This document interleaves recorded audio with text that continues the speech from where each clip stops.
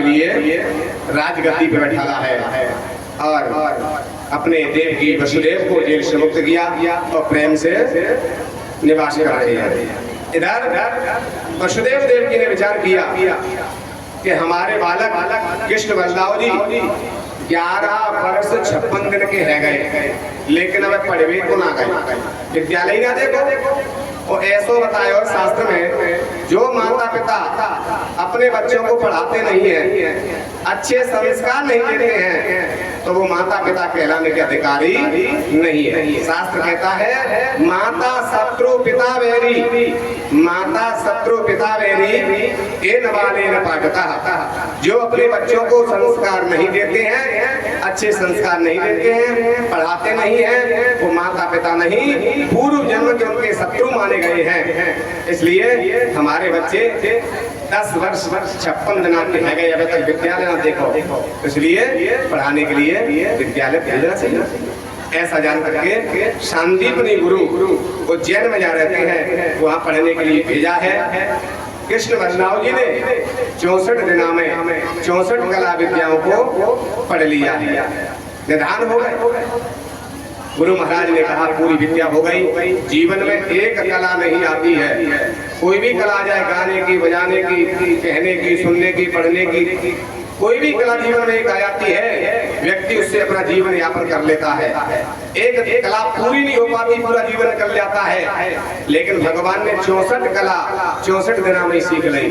गुरु जी कहते हैं ऐसा विद्यार्थी आज तक नहीं आया, तुम्हारी विद्या पूरी हो गई, अब तुम चले जाओ।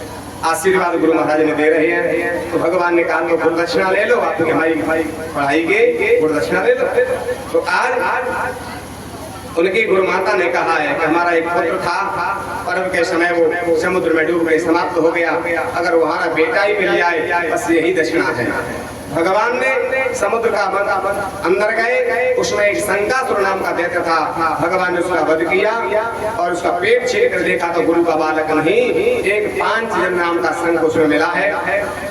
विचार किया कहाँ ढूंढेंगे, सीधे धर्मराज के पास भगवान पहुंच गए और कहा चित्रगुप्त से पूछो गुरु जी का पुत्र कर्म के अनुसार किस योनि में गया है, उस कर्म की योनि से मुक्त करके और हमारे पास ले आओ, ये हमारा आदेश है।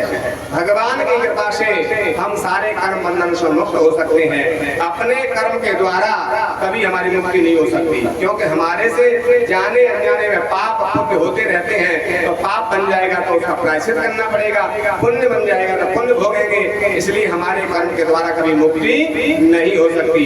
जब तक गुरु कृपा नहीं होगी, भगवान की कृपा नहीं होगी जीव पर, तब तक उसकी मुक्ति नहीं हो सकती। आज भगवान की कृपा हुई, आज कर्म बंधन से मुक्त होकर के बालक को गुरु पुत्र को लाके गुरु जी को दिया, गुरु जी गदगद हो गए, आशीर्वाद दिया हृदय से। गुरु का आशीर्वाद जिसका हृदय से होता है तो जीवन में कभी असफल नहीं होता है, किसी भी कार्य में असफल नहीं होता है, हमेशा सफलता उसे प्राप्त होती है जिसमें गुरु का हृदय से आशीर्वाद हो जाए। आशीर्वाद तो सब में होता है, लेकिन जिसमें हृदय से आशीर्वाद हो जाए, दिल से खुश हो जाए गुरु, वो कभी जीवन में असफल नहीं होता है।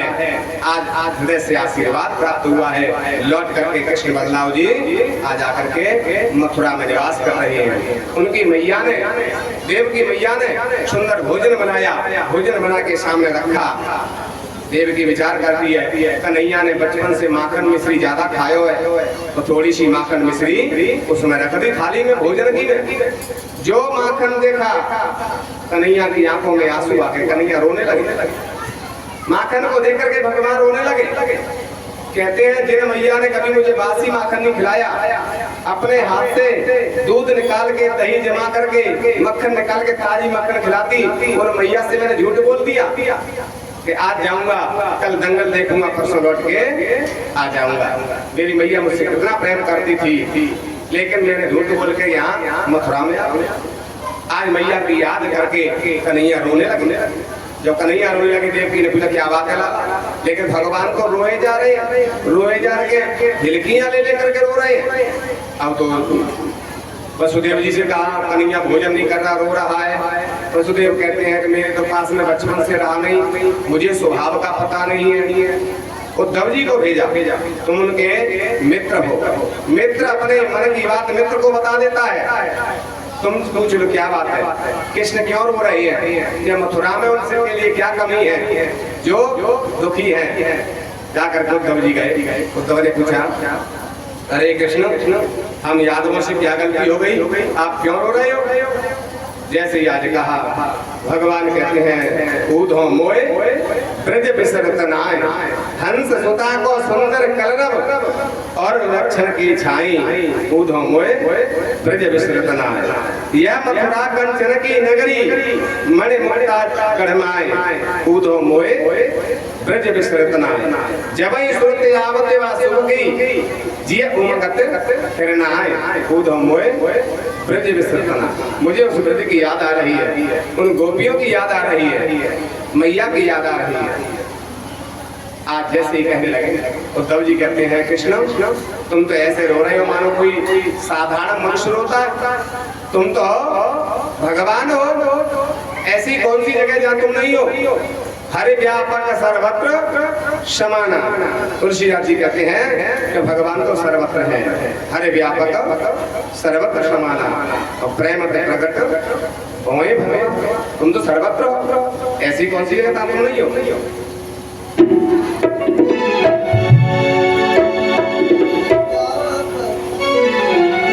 हरि व्यापक सर्वत्र समाना, हरि व्यापक सर्वत्र समाना, प्रेम से प्रकट होई में जाना, प्रेम से प्रकट होई में जाना। उद्धव जी कह रही है कृष्ण तुम तो सर्वत्र हो, ऐसी कौन सी जगह जहाँ तुम नहीं हो। तुम तो घटघटवासी हो, घटघटवासी हो, सब जगह हो, सर्वत्र हो। फिर तुम ऐसे रो रहे हो मनुष्य की तरह, याद कर रहे हो उन गमार गोपियों के लिए। जैसे कहा कि गमार गोपी बता रहा है उद्धव ज्ञानी है। जो व्यक्ति ज्ञान ज्यादा होता है, गहरा ज्ञान जिसको ज्यादा प्राप्त हो जाए, सत्संग ज्यादा करने लगे और ज्ञान केवल इकट्ठा करे, उसके हृदय में भक्ति नहीं हो तो ज्ञान लंगड़ा माना गया है। क्योंकि भक्ति चरण है और ज्ञान और वैराग नेत्र बताई है, ज्ञान वैराग नयन और गारी। तो ये पंगु है बिना भक्ति के। तो जाकर के आज कह रहा है गमार गोपी को जोड़ा है। जिन गोपियों ने 3 लोग के नाच के लिए आज झिझियावर छाछ पे नाच नचा दिया, उन्हें आज गमार गया। उद्धव एक बार तुम चले जाओ गोपियों के पास, उनको समझा देना, अगर वो याद नहीं करेंगे तो मुझे भी उनकी याद नहीं आएगी। कि मेरी भाषा क्या समझाएंगे, मैं वेद में निरूपण करूंगा। तो कहते हैं विद्वान उसे कहते हैं, ज्ञानी उसे कहते हैं जो अज्ञानियों को भी समझा दे और ज्ञानियों को भी समझा दे, वही ज्ञानी माना जाता है। तुम तो ज्ञानी हो, दृष्टि नाम प्रवरो मंत्री कृष्ण दैता सखा, तुम्हारे सखा हो, मित्र हो, और तुम जाकर के उनको समझा देना। जैसे ही समझाया भगवान ने कहा तो ठीक है। उद्धव कहते आज चले जाएंगे, कल ज्ञान देंगे, परसों लौट के आ जाएंगे। भगवान कहते उद्धव जी चले जाओ एक बार वृंदावन, परसों लौटोगे कि वर्षों में लौटोगे ये तो समय बताएगा। आज उद्धव जी जब जाने लगे, अपने पीताम्बरी दे दिया, मोर मुकुट दिया। उद्धव जी जैसे ही पहुंचे हैं तो आज वृंदावन में जाते ही क्या देखा उद्धव ने, उनके ज्ञान की गठरी जाने का भूल गए। क्या देख रहे हैं उद्धव, वृंदावन में बड़ी विचित्र दशा देखी। क्या देखा कि आकाश के मध्य विहंगमाला, कैसी सुधा के झड़िया लगाते, श्री कृष्ण गोविंद हरे मुरारे नाथे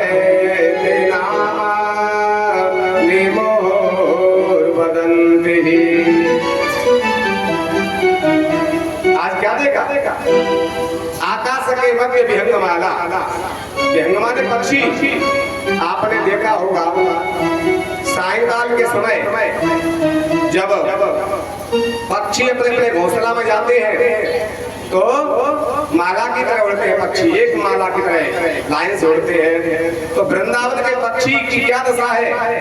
लाइन से पक्षी तो उड़ रहे हैं, लेकिन पक्षी कीर्तन कर रहे हैं, श्री कृष्ण गोविंद हरे मुरारे हे नाथ नारायण वासुदेव।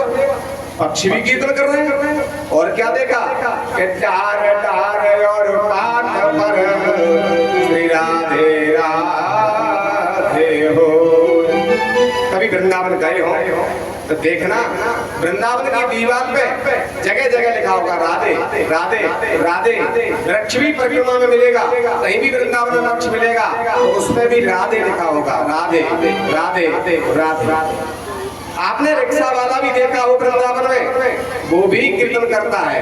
क्या कीर्तन करता है? रिक्शा चला रहा है वो कभी ये नहीं कहता कि हट जाओ रास्ता दे दो, वो क्या कहता है? राधे राधे राधे राधे।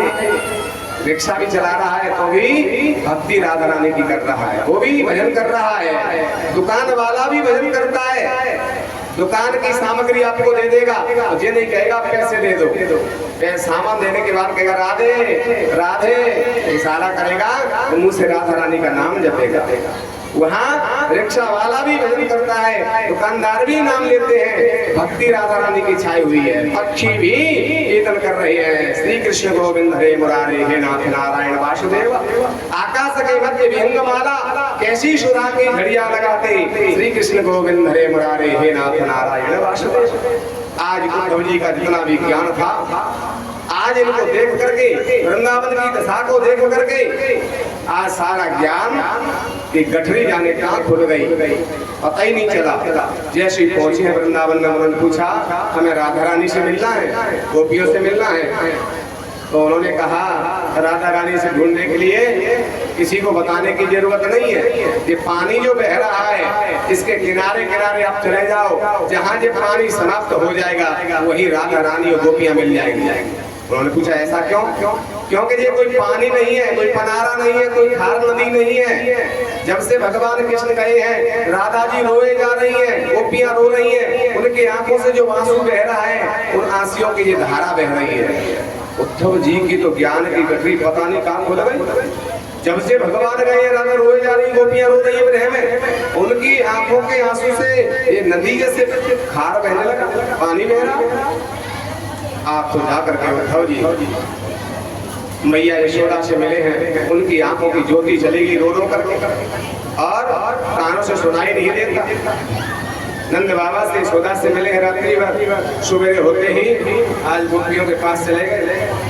गोपियों के पास जैसे गए और उनसे कह रहे हैं बोलिए वृंदावन बिहारी लाल की, बोलिए सद्गुरुदेव भगवान की। इतने बैठे हैं कथा में, मनो एक को समझने को ध्यान बात करने वालों, हाँ जी जी बेटा तू बता ले रही। देखो बातें करने के लिए तो जिंदगी बड़ी हुई है, ये गुरु महाराज की कृपा से समय मिला है, मुझे मौका बार बार ना मिले। गुरु महाराज के चरणों में बैठ के जो कथा एक बार भी सुन लेता है, जीवन के सारे पाप भस्म हो जाते हैं। गुरु दरबार में बैठे हैं, गुरु की चरण में बैठे हुए हैं, यहाँ का बहुत बड़ा महत्व है। अनंत कथा सुनने का जो फल है वो गुरु के चरणों में बैठ के सुनने का फल प्राप्त होता है। अनंत शिव संग गुरु होते हैं, वो शिव के समान होते हैं, अनंत गुना फल देने वाले हैं। इसलिए शांति से बैठ करके कथा श्रवण करें। बोलिए गुरु महाराज की। आज उद्धव जी जैसे पहुंचे हैं तो उन्होंने गोपियों से कहा तुम तो ऐसे रो रही हो, मानो कोई साधारण मनुष्य है, वो तो ब्रह्म है, भगवान है। वो भगवान कभी एक जगह नहीं रहते, भगवान और गुरु सबके होते हैं, उन्हें तो सब जगह जाना पड़ता है। इसलिए वो कैसे है, घर बैठे उनका ध्यान करो तो भी उनकी कृपा प्राप्त होती है।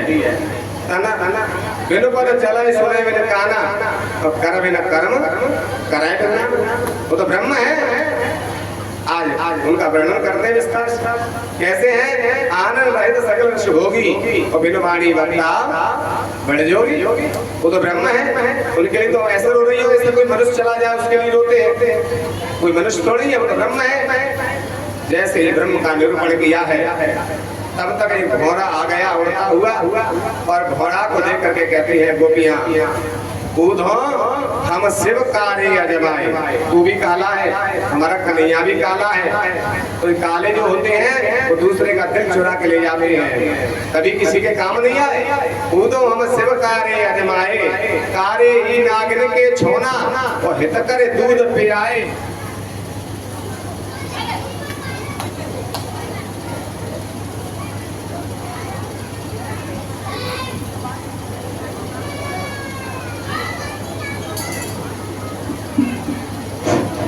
आज गोपियां कह रही हो तब से, वो तो हम शिव कारे अजमाए, कारे ही नागिन के छोना हित करे दूध पियाए।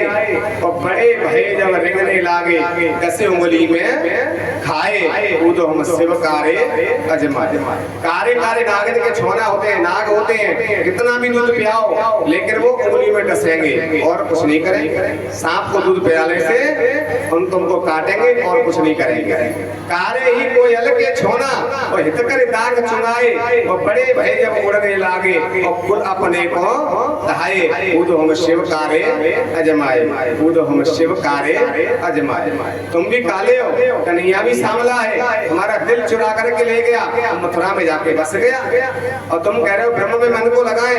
तो ऊदो मन न भय 10-20, एक हथों सो गयो श्याम संग और को आराध है ईश। ऊदो मन न भय 10-20। ऊदो मन तो एक होता है, चाहे तो कथा में लगा लो, चाहे बातने में लगा लो, और चाहे ब्रह्म में लगा लो, चाहे भक्ति में लगा लो। तुम्हारा मन तो कृष्ण के साथ चला गया। उधो अब हमारा मन हमारे पास नहीं है। तेरे ब्रह्म में, तेरे निराकार प्रभु में कहां से लगाएं? आज गोपियों ने ऐसा भक्ति का संपर्क लगाया। उद्धव कहते हैं कि आप जाएंगे, कल ज्ञान देंगे, परसों लौट के आ जाएंगे। लेकिन 6 महीने तक आज गोपियों की भक्ति में ऐसे डूब गए, सराबोर हो गए, उनको समय का भान नहीं रहा।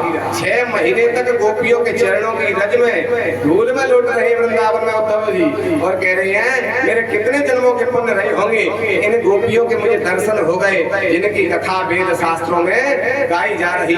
इन गोपियों के चरण छूने के लायक मेरे अंदर भक्ति नहीं है।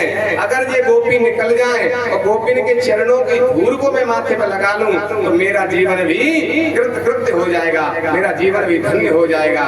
आज वो कह रही है कि वंदे नंदा ब्रज स्त्रीणाम पादरेणुमभीषुषः यासां हरिकथो गीतो पुनाति भुवनत्रयम्।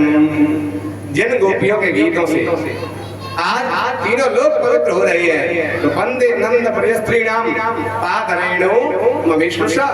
इन गोपियों के चरणों, जहां गोपी निकल जाए उनकी चरणों की धूल मस्तक पर धारण कर लूं तो मेरा जीवन भी धन्य हो जाता है। जैसे किसी महापुरुष के, गुरु के चरणों की रज मस्तक पर धारण करते हैं तो हमारा कल्याण हो जाता है। ऐसे उद्धव कह रहे हैं इन गोपियों के चरणों की धूल में मेरे मस्तक पर धारण कर लूं तो मैं भी धन्य हो जाऊंगा। मेरे अंदर इतनी तपस्या नहीं है, इतना भक्ति नहीं है कि मैं चरण छू लूं। चरण छूने के लिए तो बहुत भक्ति चाहिए, तब चरण छू पाएंगे। अगर इन चरणों की रज भी मिल जाएगी जहां से ये निकल जाए तो मेरा कल्याण हो जाएगा। ऐसे भगवान उद्धव जी गोपियों की भक्ति में डूब जाते हैं, प्रशंसा करने लगे। 6 महीने हो गए। अब तो उद्धव जी को 6 महीने बाद होश आया तो आज कह रही है चिंता नहीं करो, मैं अभी जाकर के कहूंगा तो कृष्ण मथुरा से वृंदावन 12 किलोमीटर है, तुमसे मिल जाएगा। अब तुम रो मत, चिंता मत करो, मैं मिला। तो आज गोपियां क्या कह रही है? उद्धव अगर तुम श्याम से कह दोगे तेरा एहसान जिंदगी भर नहीं भूलेंगे। उद्धव जाए श्याम से कहिए राधा है गई बावरिया, वो तो दीवारों से पूछे कब आवे सामरिया। दीवार से भी पूछती है, बातें करने लगती है, कब आएंगे?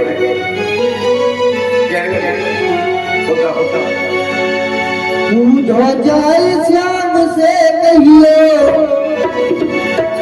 अरे उद्धव जाए श्याम से कहिए हो राधा गई बाबरिया। वो तो दीवारों से पूछे कब आवे सावरिया, वो तो दीवारों से पूछे कब आवे सावरिया। उद्धव जाए श्याम से कहिए, जाए श्याम से कहियो राधा है गई बाबरिया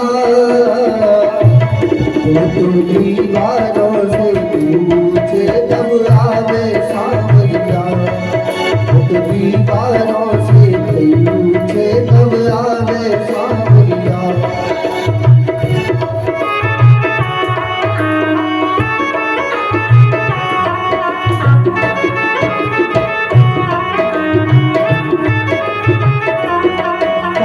मिलते हमको दीदी खबर श्याम ने ली बातिल मिलते हमको दीदी खबर श्याम ने ली जो दर्दी ने बिसराए मन बहुत ही दिना लगाए ये दर्दी ने बिसराए मन बहुत ही दिना लगाए तुम जा सोच कमाले पढ़ते तुम जा सोच कमाले पढ़ते आए सांवरिया तुम दीवारों से पूछे तब आवे सांवरिया दीवारों से पूछे तब आवे उद जाए श्याम से कहियो उद जाए राधा है गई बाबरिया दीवारों से पूछे तब आवे सांवरिया दीवारों से पूछे तब आवे सांवरिया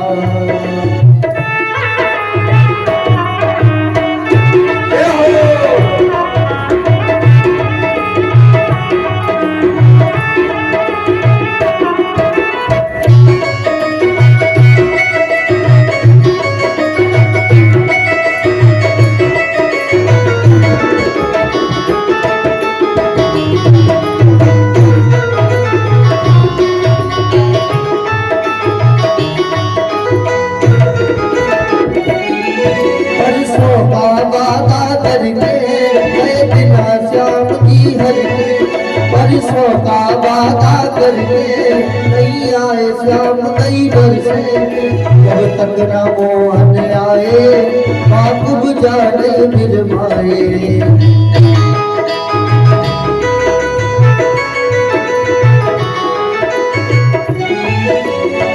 आज तक न आए सामने आज तक न आए सामने बीती चौधरिया उठ दीवारों से पूछे तब आवे दीवारों से पूछे तब आवे सांवरिया उठ जाए श्याम से कहियो उठ जाए श्याम से कहियो राधा है गई बाबरिया उठ दीवारों से पूछे तब आवे दीवारों से पूछे तब आवे सांवरिया दीवारों से पूछे तब आवे सांवरिया। आज राधा जी दीवारों से पूछती है हमारा कब आवे शाम प्रार्थना करना स्तुति करना एक बार मिला दो भगवान कन्हैया से उद्धव तुम्हारा जिंदगी भर ऐसा नहीं माने उद्धव जी वहां से चले हैं जैसे ही मथुरा में पहुंचे आज कहा भगवान कहते आइए ज्ञानी जी अब तो गोपियां रोने नहीं होंगी मेरी याद में तुमने ज्ञान से समझा दिया होगा मैं तो ब्रह्म हूँ भगवान हूँ इसलिए वो मेरी याद तो नहीं कर रहे जैसे आज कहा तो आज उद्धव जी कहते कन्हैया जले पे नमक मन छिड़को तुम्हारे जैसा निष्ठुर तुम्हारे जैसा कठोर दुनिया में कोई नहीं हो सकता क्यों उद्धव कि देखो जब से तुम आए हैं राधा जी तो रोए जा रही है सबरी गोपियां रो रही हैं मैया की तो रो के आंखों की ज्योति चली गई कानों से सुनाई नहीं देता आंखों से दिखाई नहीं देता तेरे लिए कितनी याद कर रही है मथुरा से वृंदावन 12 किलोमीटर है दिन में 2 बार जा सकता है अगर तू जाना चाहे तो एक बार मिल के आ जाओ उनसे चले जाओ मिलने के लिए भगवान कह रहे उद्धव वृंदावन में जाकर तुम्हारी तो भाषा ही बदल गई पहले तो कह रहे तुम भगवान हो, तुम तो ब्रह्म हो, सब जगह रहते हो, हरि व्यापक सर्वत्र समाना, घट घट वासी हो। अब मुझे ब्रह्म को कहाँ भेज रहे हो? मैं तो सर्वत्र हूँ, मुझे जाने की क्या जरूरत है? तुमने समझाया नहीं, मैं भगवान हूँ।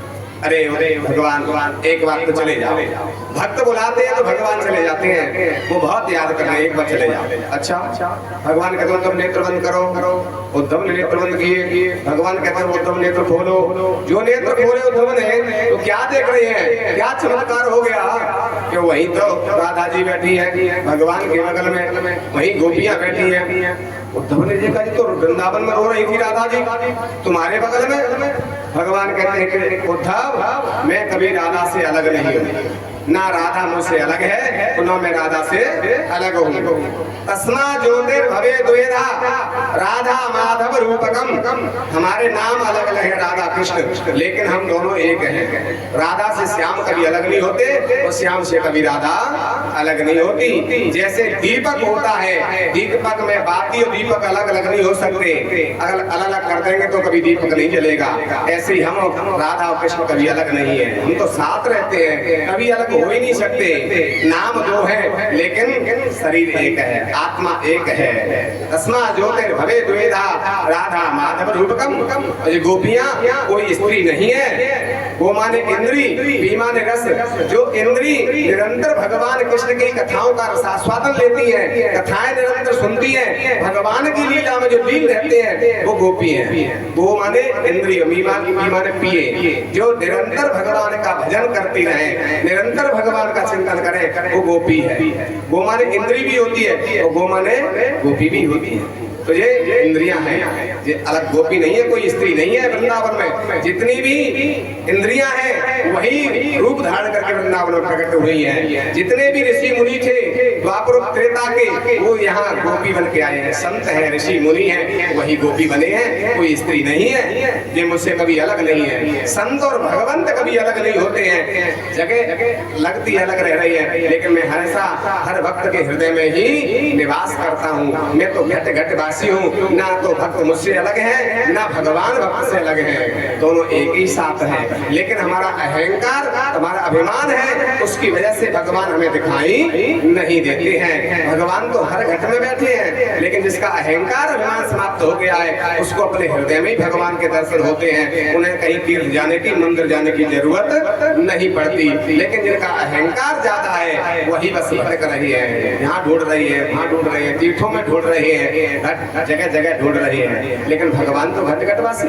मैं राधा से कभी अलग नहीं, इन गोपियों से कभी अलग नहीं। जब ये ज्ञान दिया, भक्ति दी, ज्ञान तो था, लेकिन भक्ति गोपियों के बिना, राधा रानी के कृपा के बिना भक्ति जीव को मिल नहीं सकती है। इसलिए उद्धव को ज्ञान तो था, वैराग्य था, लेकिन भक्ति नहीं थी। इसलिए राधा रानी की गोपियों की कृपा से उद्धव जी को ऐसी भक्ति मिली कि 6 महीने तक वो गोपियों की चरणों में, राधा रानी की चरणों में धूल में लौटते रहे हैं, भक्ति में सराबोर हो गए हैं और चरणों की रज को अपने मस्तक पर धारण किया राधा रानी की गोपियों को। तब भक्ति प्राप्त हुई है। जब तक राधा रानी की चरण रज मस्तक पर नहीं धारण करेंगे, हमें भक्ति मिलने वाली नहीं है। और जब तक भक्ति नहीं होगी, भगवान जीव का उद्धार नहीं कर सकते।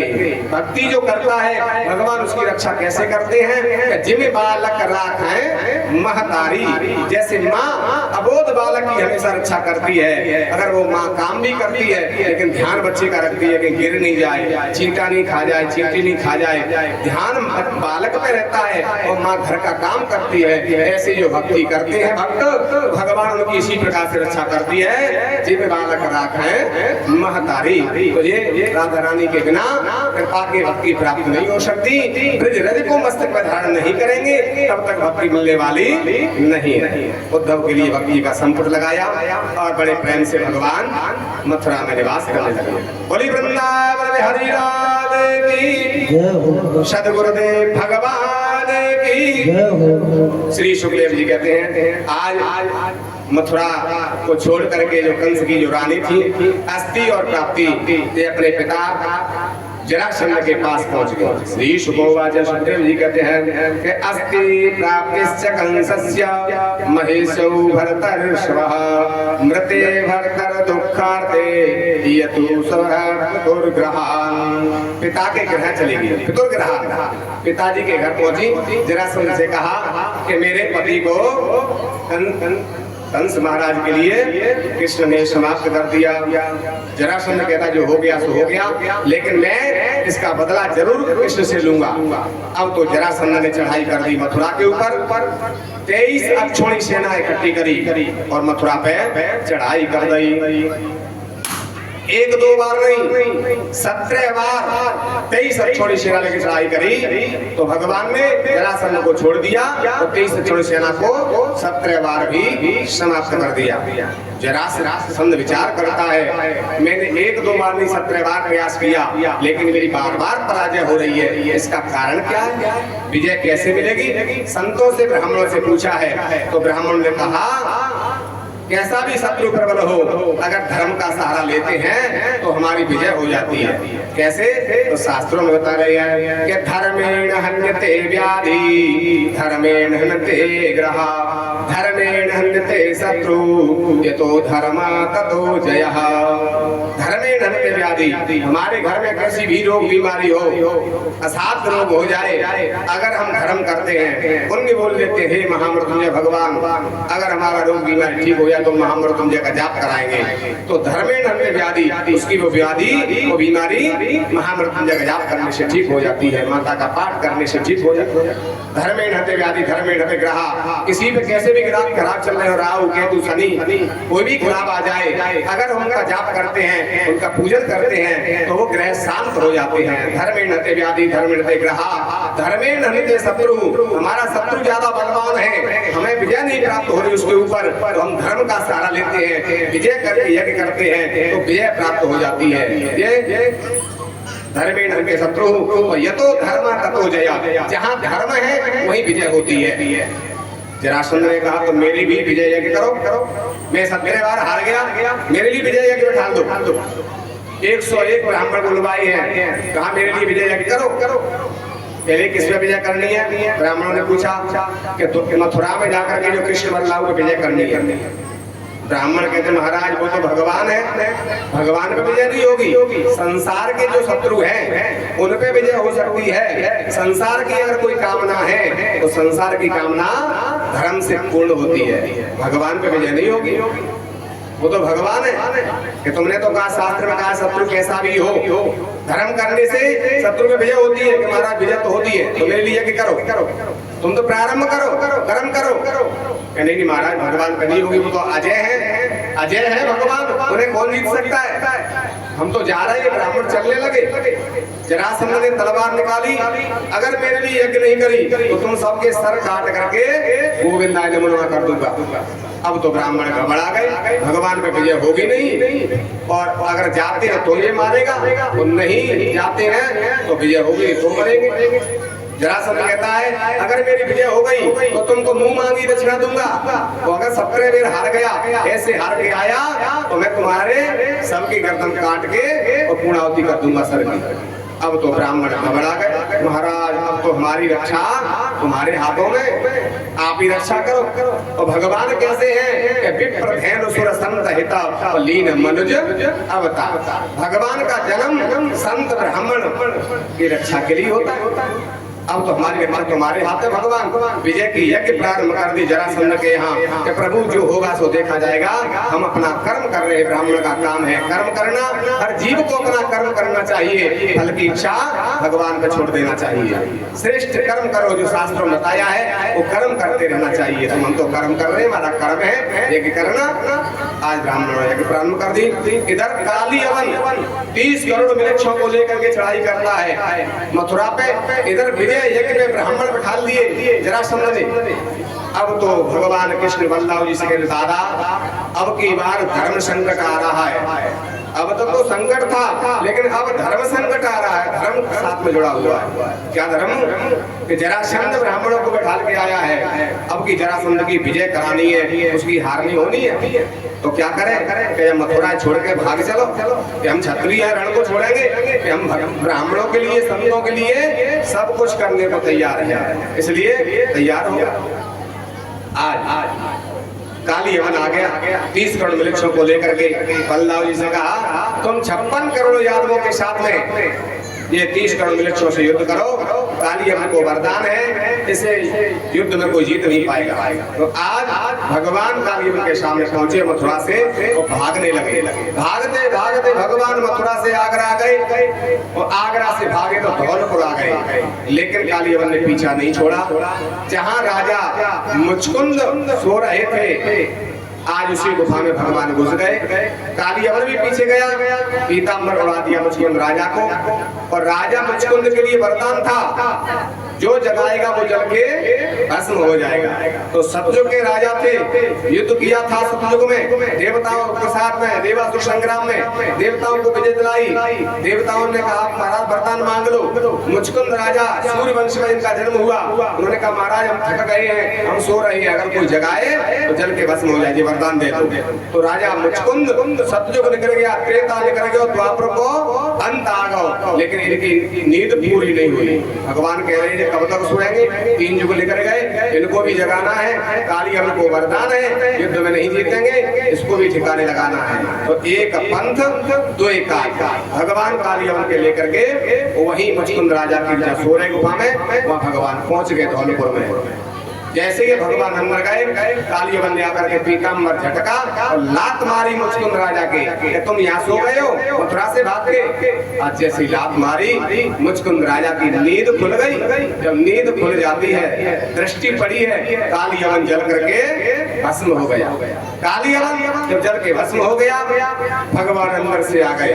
भगवान ने कहा जी कौन आया, कौन जल के भस्म हो गया महाराज? भगवान से पूछा मुचकुंद राजा ने, कहने लगा ये काली यवन है। काली यवन को वरदान था जो युद्ध करेगा उसकी आदि शक्ति उसमें आ जाती है, और खुद की ताकत जो वरदान बाली को था वही काली यवन को था, इसलिए युद्ध में कोई इसके सामने नहीं टिक पा रहा था। इसका अहंकार अभिमान बढ़ गया था। तो भगवान कहते हैं जन अभिमान न राखो काऊ, अहंकार जिसका बढ़ जाता है मैं उसका विनाश कर देता हूँ, इसलिए इसका अहंकार ज्यादा बढ़ गया था, सबको परेशान कर रहा था। इसको भी ठिकाने लगाना, और तुम भी सतयुग से सो रहे, सतयुग निकल गया, त्रेता निकल गया, द्वापर को अंत आ गए हो, कब तक सोते रहोगे? इसलिए तुम जाग जाओ। जा करके बाहर देखा तो मुचकुंद राजा ने देखा कि बाहर तो छल्लकानी मनुष्यानी छोटे छोटे मनुष्य हो गए, क्योंकि सतयुग में 27 हाथ लंबे मनुष्य होते थे सतयुग में, द्वापर में त्रेता में और छोटे, द्वापर में और छोटे आ गए, और कलयुग में तो जय 5.5-6 फुट के रह गए, इसलिए छोटे छोटे होते गए हैं। अब विचार किया हम इतने लंबे छोटे मनुष्यों में बैठेंगे तो हंसी के पात्र बन जाएंगे, इसलिए मुचकुंद राजा भजन करने लगे। तो मुचकुंद ऋषि के नाम से विख्यात हो गए, और जहां काली यवन को भस्म किया था मुचकुंद ने, उसी जगह पे आज तक मचकुंड का मेला लगता है। जहां भादों में मोहर और मोरी सराने के लिए सब जाते हैं, मेला लगता है। उसी दिन सराते जिस दिन काली यवन को भस्म कराया था भगवान ने, उसकी यादगार में मुचकुंद ऋषि की यादगार के लिए वो मेला आज तक मचकुंड का मेला आज भी धौलपुर में लगता है भादों के महीना में। इधर लौट के भगवान आए, जितनी भी सेना थी काली यवन की सभी बलदाऊ जी ने 23 छोड़ी सेना जितनी भी थी 30 छोड़ी सेना सब समाप्त कर दी यादवों के द्वारा। तब तक जरासंध आ गया 23 छोड़ी सेना लेकर के। जैसे आए भगवान ने कहा दादा अब इनको पराजित नहीं करना है, 101 ब्राह्मण बैठा के आया है, अगर ये हार जाएगा तो ब्राह्मणों का वध कर देगा, हमें ब्राह्मणों की रक्षा करना है। विप्र धैनु सुर संत हिता लीन मनुज अवतार, ब्राह्मण संत और धर्म की रक्षा के लिए हम अवतार लेते हैं। अब की विजय करा लिया, विश्वकर्मा के लिए आदेश किया भगवान ने, जाओ समुद्र के बीच में द्वारकापुरी का निर्माण करो। विश्वकर्मा ने द्वारकापुरी का निर्माण कर दिया समुद्र के बीच में, और योग माया से कहा कि जैसे मथुरा में सो रहे हैं हमारे सभी मथुरा वासियों को लेकर के योग माया के द्वारा मथुरा से द्वारका में पहुंचा दो। पूरी द्वारका मथुरा खाली हो गई, सबरे मथुरावासी पहुंच गए द्वारका में। अकेले कृष्ण और बलदाव जी दोनों रह गए। जब जरासंध आया तो भगवान कृष्ण बलदाव जी जरासंध के सामने आ गए, और जैसे ही सामने आए और भगवान देख करके और भागने लगे। दोनों भागने लगे कृष्ण बलदाव जी। रण को छोड़ के भगवान भागे, प्रवर्ष नाम के पर्वत पर चढ़ गए। लकड़ियां काठ लगा करके उसमें अग्नि लगा दी, ऊपर हो गए तो जल जाएंगे। नीचे जरासंध ने सेना लगा दी, पैदल वाले, हथियार लेकर के, घोड़ा वाले, हाथी वाले, रथ वाले, चतुरंगनी सेना में हथियार के लगा दी। नीचे नहीं आ पाए कृष्ण बलदाव, दोनों को समाप्त कर दो, अग्नि होगी जला दो, पूरे पहाड़ को, पूरा पहाड़ जला दिया। भगवान रण को छोड़ के वहां से भागे और जाकर के कहा निकले, डाकोर जी में। वहां से छलांग लगाई भगवान ने, डाकोर जी में निकले हैं। रण को छोड़ के भगवान गए, इसलिए भगवान का नाम क्या हो गया, रण छोड़ रहा है। बोली रण छोड़ रहा है भगवान की। रण को छोड़ के भगवान गए, इसलिए भगवान का नाम रण छोड़ रहा है। डाकोर जी में उनकी आज भी मंदिर बना हुआ है। डाकोर जी में रणछोड़ नाम से ही भगवान कृष्ण की पूजा होती है। और वहां से डाकोर से भगवान द्वारका में पहुंच गए। देखा पर्वत जब जल गया, जरासंध ने देखा मथुरा खाली है, विजय का शंख बजा दिया। धर्म करने से, यज्ञ करने से विजय होती है, इसकी घोषणा कर दिया जरासंध ने। मैंने पूरी मथुरा को जीत लिया। कृष्ण बलदाव जी को जल करके भस्म हो गए पहाड़ पे, मेरी विजय हो गई। घर पे गया, ब्राह्मण जो यज्ञ कर रहे उनको मुंह मांगी दक्षिणा दी है, सभी ब्राह्मणों को प्रसन्न किया है। उसी दिन से जरासंध दान करने लगा। धर्म करे धन ना घटे जो सहाय, रघुवीर तुलसी पक्षर के पिए सो घटे न सरता नीर। दान करने से कभी धन की कमी नहीं आती और उसकी विजय होती है। संसार में नाम यश बढ़ जाता है दान करने से। तो आज वो दान करने लगा है, नित्य प्रति सवेरे जग करके दान करता है। उसी दिन से उसने नियम बना दिया, बिना धर्म के संसार में विजय होने वाली नहीं है। संसार में विजय प्राप्त करना है, यश पाना है, तो दान करना सीख लो, अपने आप यश बढ़ने लगेगा, तुम्हारा नाम सब दिशा में फैल जाएगा। जरासंध दान करने लगा। अब तो भगवान पहुंच गए द्वारका में। द्वारका के राजा बन गए भगवान द्वारकाधीश। बोलिए द्वारकाधीश भगवान की। आज बलदाव जी का विवाह राजा रेवत की पुत्री है रेवती। ये 27 जो बड़ी थी, ब्रह्मा जी से पूछने गए थे इनका पति कौन होगा। ब्रह्मा जी के पास गए, तब तक 27 युग निकल गए। ब्रह्मा जी कहते तुम आए हो तब तक तुम्हारे संग को तो कोई नहीं है पृथ्वी पे। ऐसा करो, अब तुम जाकर के द्वापर को अंत है बलदाव जी के संग में द्वारका में विवाह कर दियो अपनी पुत्री रेवती का। ठीक है, राजा रेवत ने जाकर के द्वारका में, और द्वारकाधीश भगवान कृष्ण के बड़े भाई हैं बलदाव जी, उसके साथ में रेवती मैया का विवाह कर दिया।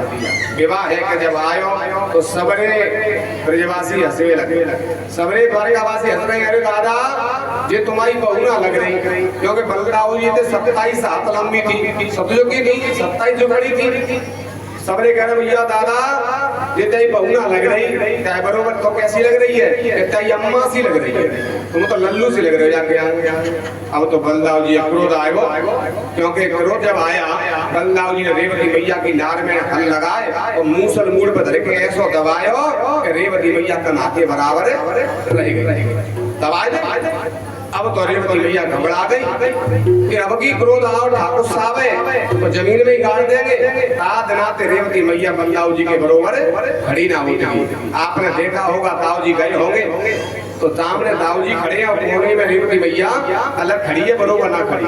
राधा कृष्ण बरोबर में देखे होंगे, गौरी शंकर बरोबर में देखे होंगे, सीताराम बरोबर में देखे होंगे, लक्ष्मी नारायण बरोबर में देखे होंगे, लेकिन रेवती मैया बरोबर ना खड़ी होती। पतो ना कब गुस्सा आ जाए, अब की कला के बराबर, अब की मुंह से धरेंगे तो जमीन में ही गाड़ देंगे। तासो ठाकुर साहब बहुत क्रोधी है, इनके बरोबर नहीं खड़ी होंगी। नाते रेवती मैया बरोबर नहीं खड़ी। अगर आप दाऊ जी गए हो या दाऊ जी जाए तो वहाँ दर्शन करना, दाऊ जी के बगल में रेवती मैया नहीं खड़ी है, सामने कोने में अलग हाथ जोड़े खड़ी है। दाऊ जी महाराज अकेले खड़े। दाऊ जी का तो विवाह हो गया। अब भगवान कह रहे नंबर अब हमारा आएगा, अब माई तो कोई ऐसी साख ना तो माई को ब्याह कर जाए, क्योंकि बचपन में तो माखन चुरायो तो चोर के संग को ब्याह कर देगो। अपनी लड़की को चोर के संग करेगो तो ना कब जाको का है जा, इसलिए चोर के संग विवाह नहीं करेगा कोई।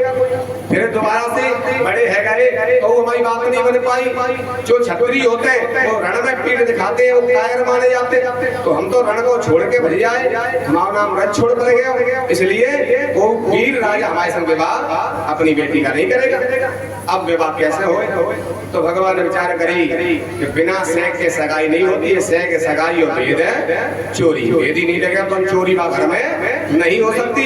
कभी भी अपने घर का भेद किसी को नहीं देना चाहिए, ना किसी को बिठाना चाहिए, क्योंकि भेदी घर को भेदी लंका ठाए। इसलिए अपने घर में किसी को भेद नहीं देना चाहिए। क्या व्यवस्था क्या हो रही है, क्या कर रही है, ये कभी किसी को भेद नहीं देना चाहिए। अगर तुम चाहते हो अपनी सुरक्षा तो महाराज घर का भेदी लंका ठाए। तुम्हारा आज विचार कर रहे हैं बिना भेदी के चोरी नहीं होती, बिना सेक के सगाई नहीं होती। अब सेक कौन लगाए? भगवान कहते हैं मेरे तो बस सेक वाले संत ही है, संत ब्राह्मणी लगाएंगे। आज भगवान ने नारद जी को प्रेरणा कर दी। नारद जी बीणा बजाते हैं, गुण गाते, श्रीमन नारायण नारायण नारायण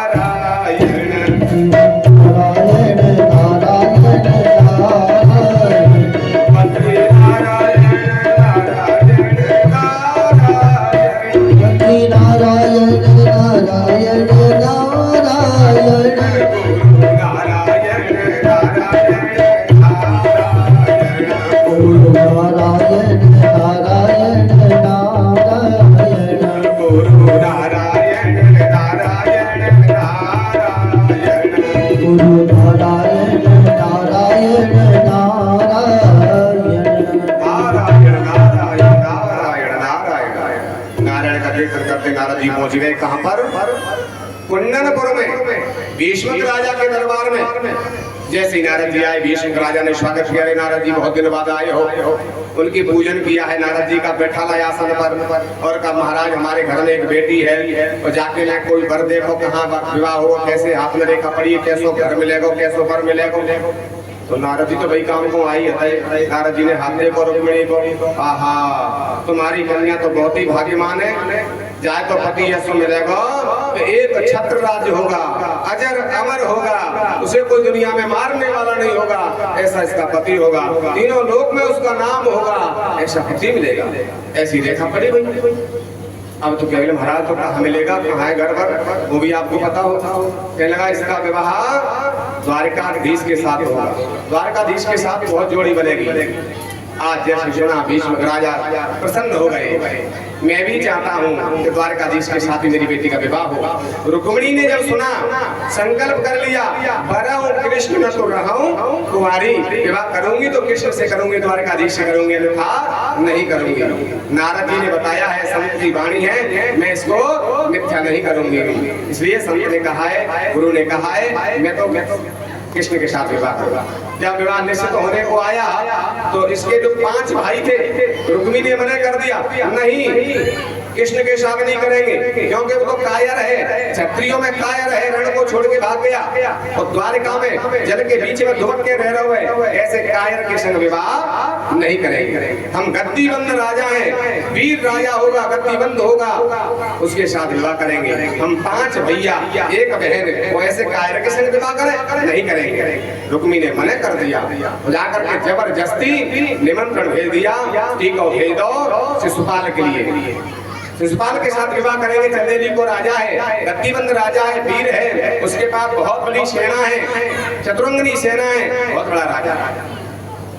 आज जाकर के जैसे ही शिशुपाल कोटी को भेज दो, विवाह निश्चित हो गया। तीसरे दिन विवाह होना है। रुक्मिणी पहुंच गई है और भाभी से कही, भाभी मैं मर जाऊंगी, लेकिन भैया ने जहाँ संबंध कर किया है मैं वहाँ विवाह नहीं करूंगी, मैं तो द्वारकाधीश से विवाह करूंगी। तो भाभी ने कहा मरने की जरूरत नहीं है, भागने की जरूरत नहीं है, भागने से तो बात खराब होती है, माता पिता की बात खराब हो जाती है भागने से। मरने से पता नहीं कौन सी योनि मिलेगी, जो अधोगति में मरते हैं वो प्रेत बन जाते हैं, वो उद्धार नहीं होता। इसलिए भगवान के लिए पत्र लिख दो द्वारकाधीश को, वो तुम्हें लेने आ जाएंगे। रुक्मिणी ने सुंदर पत्र लिखा है और पत्र लिख करके ब्राह्मण को दिया।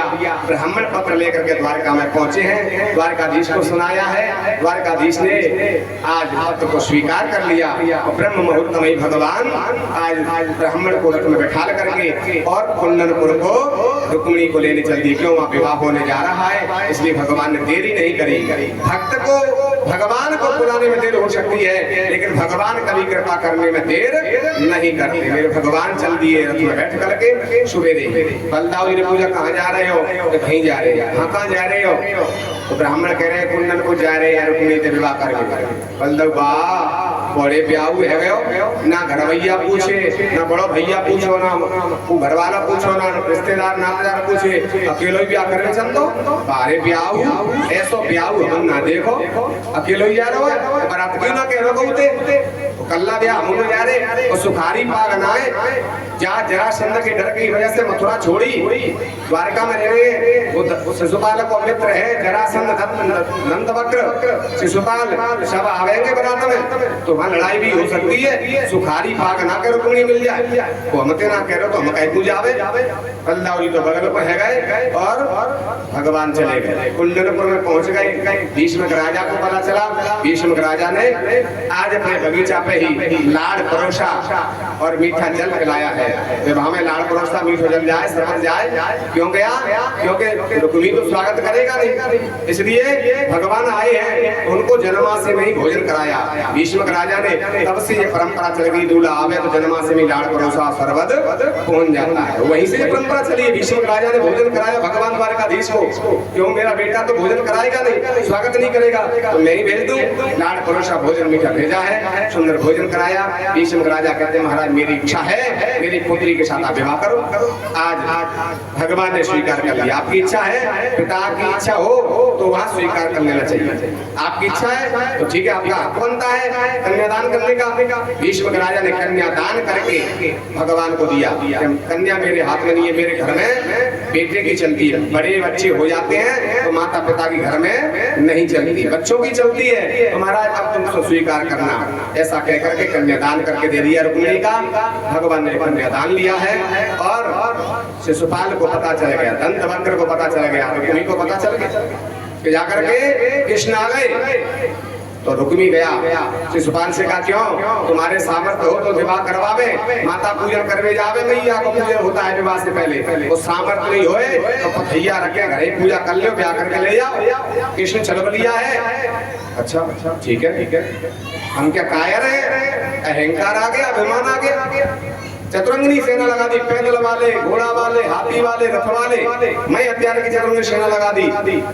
रुक्मिणी के घर से और मंदिर तक चारों तरफ आज सेना लगी हुई है।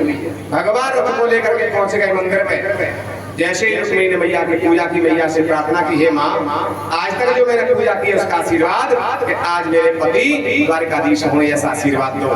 तो खसी माल मूरत मुस्कानी, मैया ने आशीर्वाद अपने गले की माला रुक्मिणी के हाथ में छोड़ दी। मैया आशीर्वाद समझ करके रुक्मिणी प्रसन्न हो गई। मैया ने आशीर्वाद दिया मुझे द्वारकाधीश अवश्य प्राप्त होंगे। मंदिर से बाहर निकली, द्वारकाधीश रथ को लेकर के आ गए। जैसे अपनी माया का प्रभाव डाला, सबरे सैनिक भगवान के रूप को देखने लगे और भगवान ने सेना में घुस के रथ को सीढ़ी से लगा दिया। और रुक्मिणी परिक्रमा देकर के जैसी सीढ़ियों पे आई, भगवान ने हाथ पकड़ करके वो अपने रथ में रुक्मिणी को बिठा लिया। सबरे सैनिक देख रहे हैं भैया जोड़ी का जवाब नहीं है, हमारे महाराज तो जबर ही कर रहे हैं, लेकिन वास्तव में रुक्मिणी की जोड़ी तो द्वारकाधीश के साथ ही चच रही है। जोड़ी का तो जवाब नहीं है, क्या सुंदर जोड़ी लग रही है। आज सब ध्यान कर रहे हैं, भगवान को देख रहे हैं, देखते रह गए, लेकिन अपने ध्यान नहीं रहा कि हम काहे खड़े हैं। तब तक रथ में बैठा करके सेना से बाहर भगवान ले गए। जब सेना से बाहर निकले तब उनको होश आया कि हम तो रुक्मिणी की ही रक्षा में खड़े थे, रुक्मिणी का तो हट करके ले गया। सब कहने लगे ले गयो ले गयो ले गयो। कौन ले गया? कृष्ण ले गया रुक्मिणी को, द्वारकाधीश ले गया। अब तो सारे सैनिकों की खबर पहुंची शिशुपाल के पास। कृष्ण तो हरण करके ले गया रुक्मिणी का। शिशुपाल कहता कहाँ मर गए? इतने सैनिक लगाए थे चतुरंगिनी सेना, कहाँ मर गए सबके सब? पहले महाराज हम तो द्वारकाधीश से ये देखते रहे, अपने शरीर का भान ही नहीं रहा। भगवान चाहते हैं वो होता है, बिना भगवान की इच्छा के पत्ता भी नहीं हिल सकता। आज सबरे थक जाते हैं, खड़े रह गए। शिशुपाल जाता है तो जरासंध ने मना कर दिया, मैंने 17वीं लड़ाई करी, मैं हार गया, धर्म का सहारा मैं लिया, ब्राह्मणों को बैठाला, मुझे मरो मराओ बरो बराओ और फिर जन कल पे आएगा। जब मैं ही नहीं बसियाई तो फिर जब्त करेगा, तू नहीं जीत पाएगा। इसलिए ऐसा कर, तू तो अब शांत बैठ जा। जब शांत बैठ गए, रुक्मी कहता है कि हमने तो तुमको वीर समझा, तुम तो कायर की तरह बैठ गए, अब तो मैं जाऊंगा लेने, अगर नहीं लौट के लाया तो मैं समुंदरपुर में नहीं आऊंगा। जब पराजय हुई है, लौट के नहीं आया रुक्मी, उसने भोजगढ़ नाम का देश बसाया है, उसमें जाकर के रुक्मी ने निवास किया, अपने गांव में नहीं आया कुंडलपुर में। भगवान से युद्ध करने गया और भगवान ने उसको पराजित कर दिया। आज जैसे मारने को तैयार हुए, रुक्मिणी ने चरण पकड़ लिए, महाराज ये मेरा भाई है, इसे मत मारिए, नहीं तो जब भी मैं मायके आऊंगी तो भाभी जी कहेगी या राणा को ब्याह हो तब हम विधवा है गए, तो मेरे भैया को मत मारो, मुझे कलंक मत लगाओ। तो भगवान ने आज जैसे देखा, बलदाऊ जी आ जाते हैं, उन्होंने रोका, ये साला है, ये रिश्तेदार है, मारने को नहीं होते। दादा ने जब कही तो बलदाऊ ने मान लिया, ठीक है दादा आप कह रही हो तो छोड़ देता हूँ।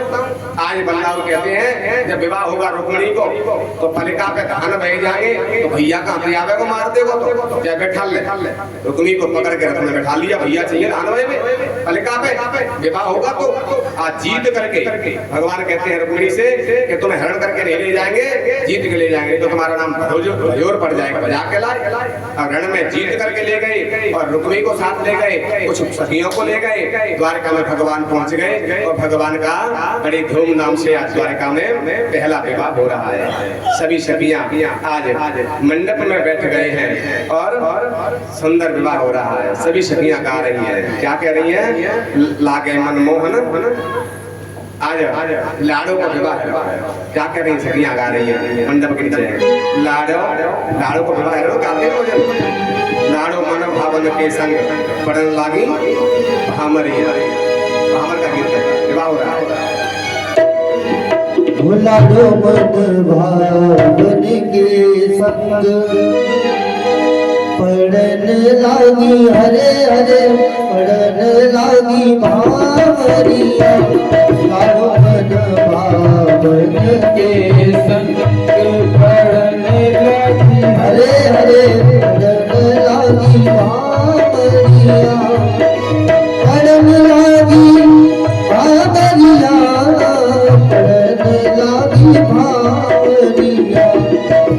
पड़न लागी भावरिया, पड़न लागी भावरिया, रुक्मण मोहन की संग पड़न लागी, हरे हरे पड़न लागी भावरिया, लाडो मन भावन के संग।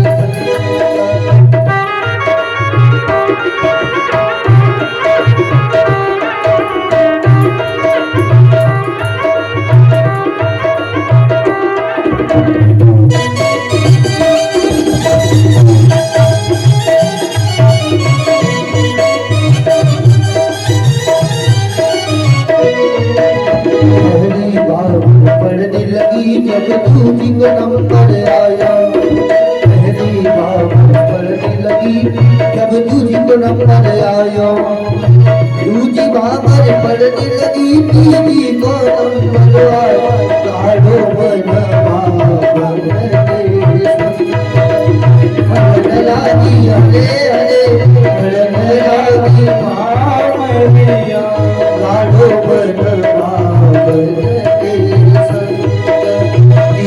बाबन पढ़ने लगी, चौथी बाबन आयो, तीजी बाबन पढ़ने लगी जब चौथी नंबर आयो, चौथी बाबन पढ़ने लगी पांचवी को नंबर आयो, लाडो मन भावन के संग पढ़ने लगी, हरे हरे पढ़न भावरिया, पांचवी बाबन पढ़ने लगी जब छठी को नंबर आयो, पांचवी बाबन पढ़ने लगी जब छठवीं को नंबर आयो, छठवीं बाबन पढ़ने लगी तब सातवीं भी मेल गायो, पढ़ने लागी, हरे पड़न लागी भावनिया काढ़ो मन भावन के संग पड़न लागी हरे हरे पढ़ने लगी बाबरिया पड़न लागी बाबरिया पड़न लागी बाबरिया काढ़ो मन भावन के संग पड़न लागी हरे हरे पड़न लागी बाबरिया काढ़ो मन भावन के संग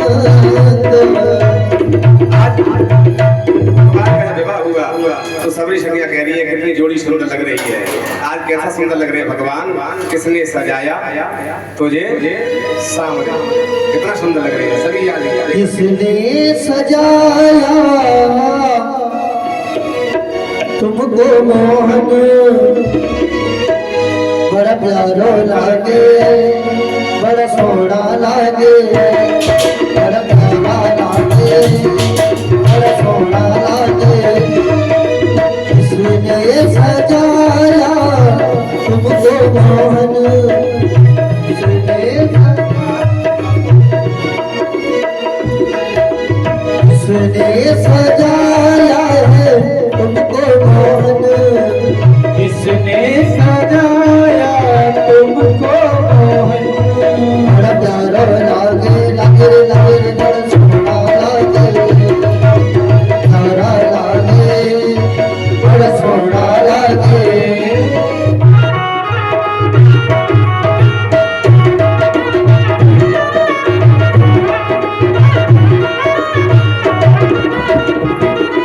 ये हार गुलाबी किसने पहनाया ये हार गुलाबी किसने पहनाया किसने चंदन का गले में लगाया ये हार गुलाबी किसने पहनाया किसने चंदन का गले में लगाया दूल्हा साज लागे मोहन दूल्हा साज लागे मोहन बड़ा प्यारो लागे लागे लागे बड़ा सोना लागे बड़ा प्यारा लागे बड़ा सोना लागे किसने सजाया तुमको मोहन किसने सजाया तुमको मोहन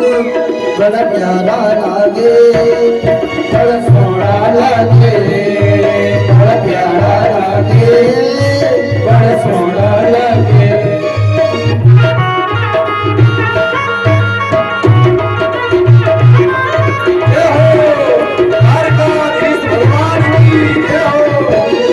मेरे कृष्ण कन्हैया तुझे दिल में बसा लूं मेरे कृष्ण कन्हैया तुझे दिल में बसा लूं तेरी प्यारी छवि को मैं मन में बसा लूं तेरी प्यारी छवि को मैं मन में बसा लूं तेरे कृष्ण कन्हैया मुझे दिल में बसा लूं तेरी प्यारी छवि को मैं मन में बसा लूं दुल्हा साज लागे मोहन दुल्हा साज लागे मोहन बड़ा प्यारा लागे लागे लागे बड़ा सोना लागे बड़ा प्यारा लागे बड़े सोना लगे किसने सजाया तुमको मोहन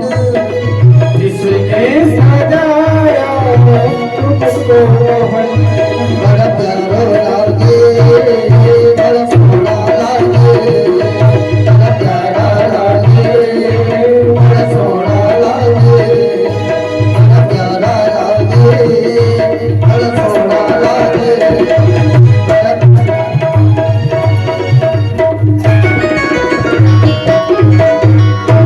बोलिए द्वारकाधीश भगवान की, रुक्मिणी रमण भगवान की, गुरु महाराज की।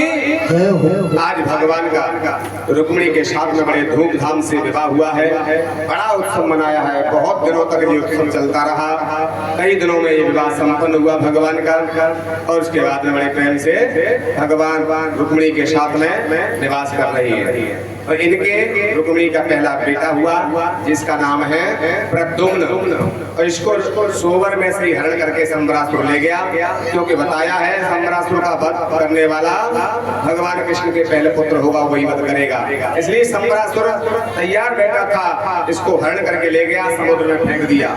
मछली ने सांस लेने के लिए मुंह फाड़ी, उसी में मुंह में चला गया प्रद्युम्न, और जाल मछुआरे ने जाल डाला तो मछली फंस गई वही, और जाकर संबरासुर को बड़ी मछली की भेंट की। संबरासुर ने जेल अपने पाकशाला में भेजा है, जहाँ भोजन बनता था। वहाँ मायावती रहती थी, उसकी अध्यक्ष थी। उसने पेट को चीरा, मछली के पेट में वो बालक निकला।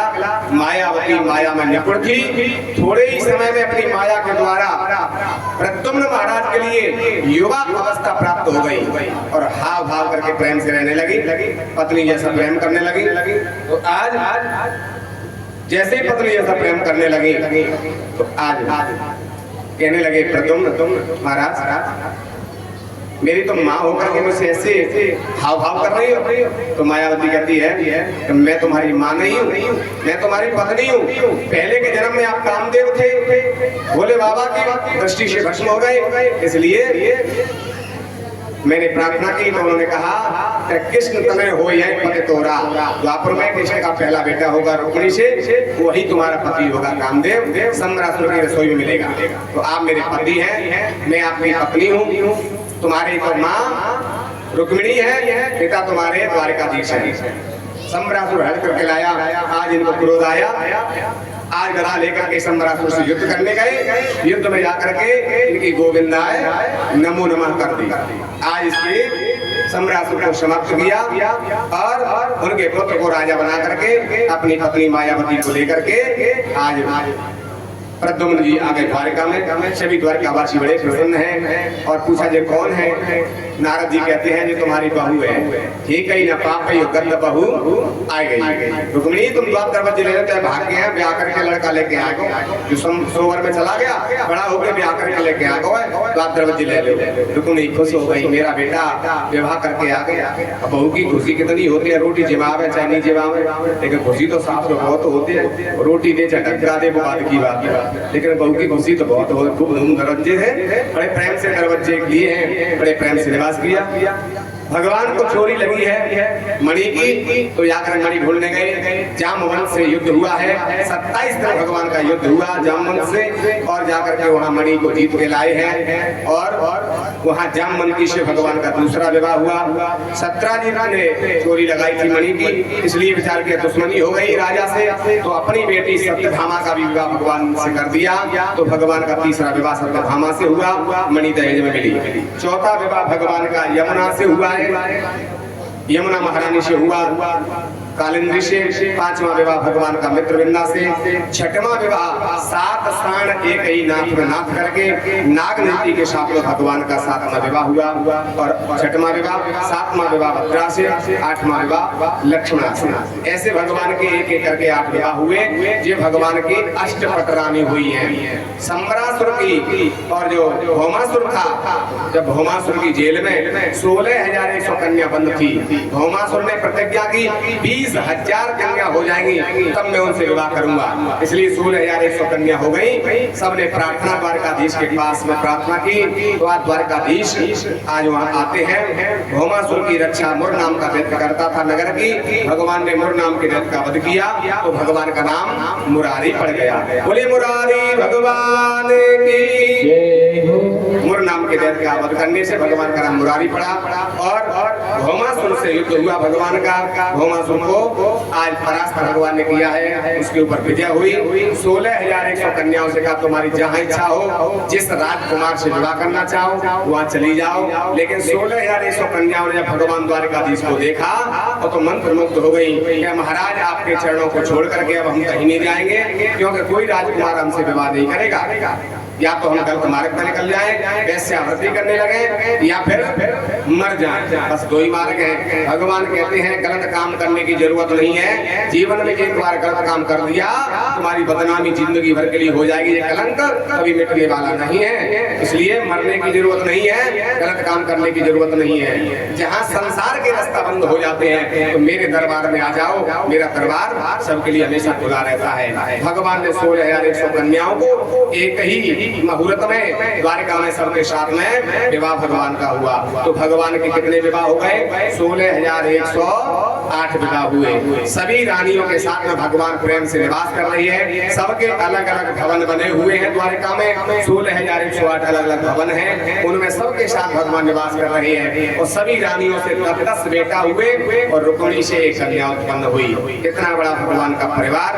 भगवान अपने सभी बच्चों को समझा रहे हैं, जिसका परिवार ज्यादा बढ़ जाता है तो अभिमान आ जाता है कि मेरे समान कोई नहीं है। इसलिए परिवार बढ़ जाए, धन बढ़ जाए, पद बढ़ जाए तो कभी अहंकार नहीं करना चाहिए, क्योंकि भगवान कहते हैं कि जन अभिमान न राखो ताऊ। भगवान कहते हैं अहंकार पतन का कारण होता है। कितना भी अभिमान बढ़े, धन बढ़े, बल बढ़े, तो भगवान का प्रार्थना करें, भगवान आपकी कृपा है, आपकी कृपा से ये सब बढ़ रहा है। तो भगवान का एहसान मानेंगे तो अहंकार नहीं आएगा। इसलिए अहंकार अभिमान नहीं आना चाहिए। बालक जाकर के देखा, आज एक कुआं में गिरगिट पड़ा हुआ है, बहुत बड़ा गिरगिट है। सभी बालक लग गए, लेकिन फिर भी गिरगिट नहीं निकला। भगवान से कहा, द्वारिकाधीश गए, उन्होंने अपने चरण को लगाया गिरगिट से, करकेटा से, तो आज वो करकेटा की योनि छूट गई, राजा के रूप में खड़ा हो गया।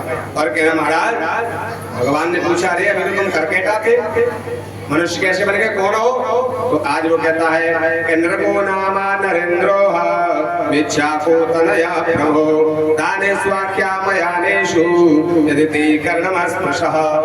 आज वो कहता, महाराज मैं करकेटा नहीं था, मैं राजा नृग था, लेकिन मुझसे एक गाय का जो ब्राह्मण को मैंने दान कर दी थी, वो गाय दोबारा से मेरे घर में आ गई और दी हुई दान दोबारा से गाय का हो गया। इसलिए ब्राह्मण में झगड़ा हुआ, ये मेरी है, ये मेरी है। मैंने कहा एक गाय के बदले 2 ले जाओ, 100 ले जाओ, 1000 ले जाओ। लेकिन ब्राह्मण कहते, महाराज जी बताओ, हम झूठ बोल रहे हैं, ये झूठ बोल रहा है। दोनों ने कहा, तुम दोनों झूठ नहीं बोल रहे, दोनों को तुमको कल दी थी, आज तुमसे छूट गई, आगे मिल गई, दोबारा से दान हो गया, मेरी गलती है, मैं तुम्हें एक के बदले 1000 गाय दे रहा हूँ।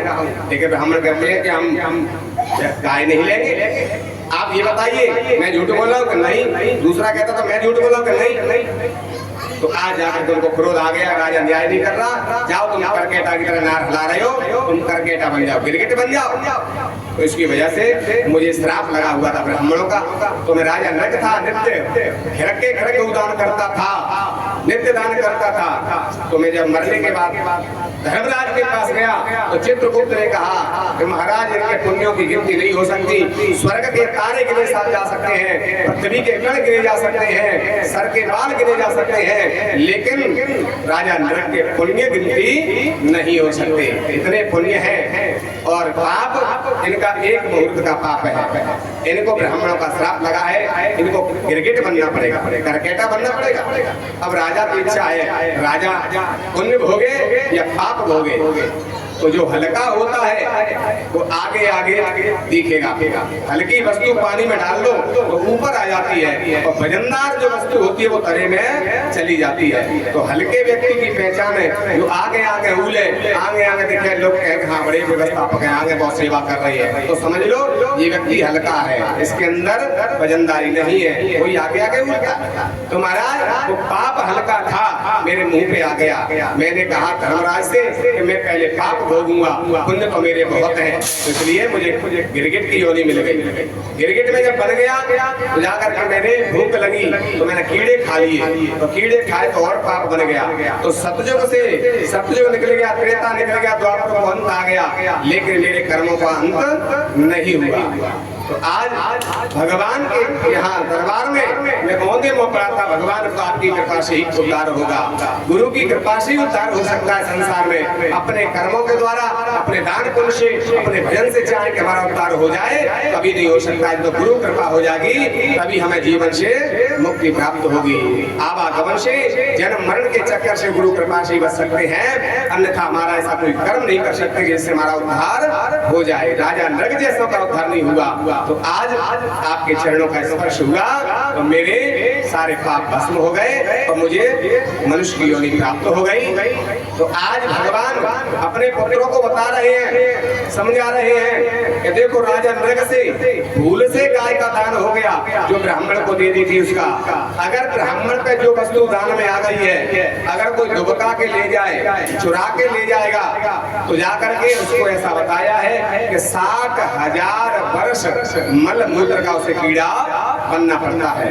अगर गुरु और ब्राह्मण आचार्य अपने हाथ से कोई चीज दे दें तो उसका तो प्रसाद बन जाता है। लेकिन अगर कथा पे कोई चीज आई, गुरु महाराज के दरबार में कोई चीज आई, मंदिर में कोई चीज आई, अपन दुबका के अगर उसको ले जाते हैं तो हमें 60,000 वर्ष मल मूत्र में कीड़ा बनना पड़ता है। ये बता रहे भगवान। स्वधर्म परदत्तांबा ब्रह्मवृत्ति हरिचैव षष्ठ वर्ष सहस्राणि विष्टायाम जायते क्रमी। 60,000 वर्ष मल मूत्र का कीड़ा बनना पड़ता है। जो मंदिर से, गुरुदरबार से जहाँ भागवत हो रही है वहाँ जो चढ़ा है उसमें दुबका के चुरा के ले जाते हैं तो 60,000 वर्ष मलमूत्र का कीड़ा बनना पड़ता है। तो भगवान अपने पुत्रों को समझा रही है तुम्हारा परिवार ज्यादा बड़ा है, किसी की वस्तु को छीनना मत, लेना मत। अगर कोई प्रसाद दे रहा है, आशीर्वाद दे रहा है तो उसको ले लेना, लेकिन जबरदस्ती छीन के मत लेना। समझाया, ज्ञान दिया है। आगे चल करके आज पांडवों की राजसूय की होनी थी तो उसके लिए निमंत्रण आया और जरासंध की जेल में सभी राजा बंद थे, उनका निमंत्रण आया। तो आज कहते हैं पहले राजाओं को जीतो, भीम को ले जाकर के जरासंध से 27 दिन युद्ध हुआ है और भीम कहता है मैं तो भागता हूँ। भगवान कहते तुमने मेरी ओर नहीं देखा, नहीं तुम्हारी विजय पहले ही हो जाती। जरासंध को वरदान था आज बीच में चीर करके 2 पीस होंगे तो इसकी मृत्यु होगी, युद्ध में से कोई जीत नहीं पाएगा। जरा नाम की राक्षसी ने इसको उत्पन्न किया।